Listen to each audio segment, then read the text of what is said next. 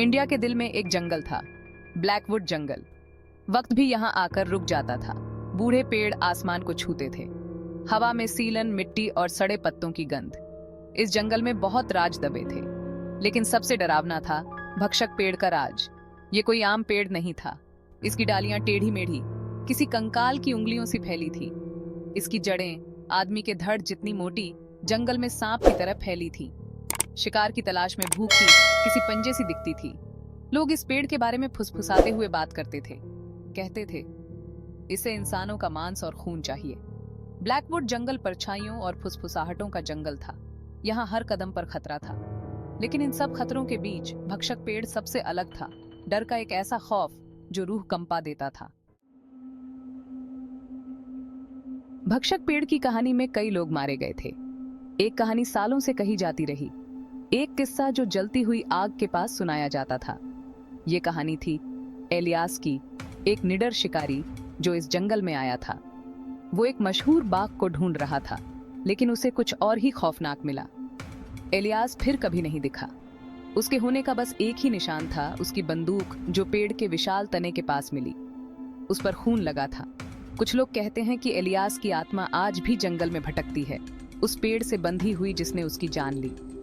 भक्षक पेड़ के आसपास जंगल में सन्नाटा छाया रहता था। हवा हमेशा शांत रहती थी। चिड़िया भी चहचहाती नहीं थी। कोई जानवर उसके पास जाने की हिम्मत नहीं करता था। ये सन्नाटा खौफनाक था, जो बस हवा में पत्तों की सरसराहट से टूटता था। ऐसा लगता था जैसे जंगल खुद अपनी सांस रोक रहा हो, इस डर से कि अगर उसने सांस छोड़ी तो क्या होगा।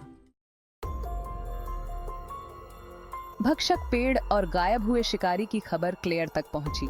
एक जवान पत्रकार जो सच्चाई की तलाश में थी। अपने जुनून और अनजान के लिए प्यास से प्रेरित होकर वो ब्लैकवुड जंगल की घंटों चलने के बाद वो आखिरकार एक खुले मैदान में पहुंचे और सामने था भक्षक पेड़। पास आने पर ये और भी विशाल लग रहा था। इसकी शाखाएं मुड़ी हुई और टेढ़ी मेढ़ी थीं, जैसे कांटों का जाल हो। पेड़ के आसपास की हवा अलग थी, ठंडी और एक अजीब सी ऊर्जा से भरी हुई। पेड़ के नीचे क्लेयर ने कुछ खौफनाक देखा। हड्डियां, इंसानों की हड्डियां, बिल्कुल साफ, जड़ों के बीच बिखरी हुई थीं। उसकी रीढ़ की हड्डी में सिहरन दौड़ गई। डर उसे अपनी चपेट में लेने लगा, लेकिन उसने खुद को संभाला। वो अब वापस जाने के लिए बहुत दूर आ चुकी थी। उनके नीचे की जमीन अजीब तरह से नरम लग रही थी। और फिर शुरू हुआ। एक धीमी गड़गड़ाहट जमीन से गूंज उठी। पहले तो ये धीमी थी, फिर तेज होती गई और ज्यादा जोरदार। भक्षक पेड़ जाग रहा था। क्लेयर का दिल दहशत से भर गया जब उसने पेड़ के चारों ओर की जमीन को जिंदा होते देखा। जड़ें अजगर जितनी मोटी, टेढ़ी होने लगीं। वो झाड़ियों से बाहर निकली और डरावनी गति से क्लेयर की ओर बढ़ने लगीं। वो पीछे हटी। उसका पैर पत्तों के नीचे छिपी एक गांठदार जड़ में फंस गया। वो गिर गई। उसकी चीखें खामोश जंगल में गूंज उठीं। अरुण ने उसे पकड़ने की कोशिश की, लेकिन बहुत देर हो चुकी थी। जड़ों ने उसे जकड़ लिया था। वे उसके पैरों, कमर, बाहों के चारों ओर लिपट गईं, उसे जमीन पर गिरा दिया। उसने खुद को छुड़ाने की कोशिश की, लेकिन सब बेकार था। भक्षक पेड़ ने अपना अगला शिकार चुन लिया था।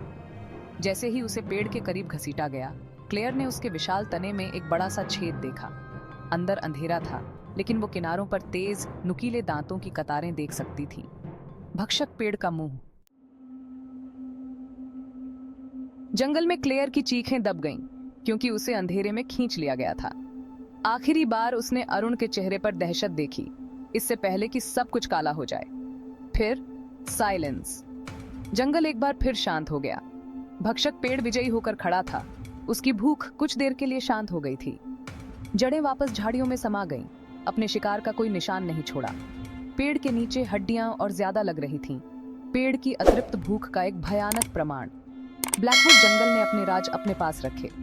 भक्षक पेड़ वहीं रहा, अपने इलाके का एक खामोश रक्षक, अपने अगले अनसुने शिकार की प्रतीक्षा में।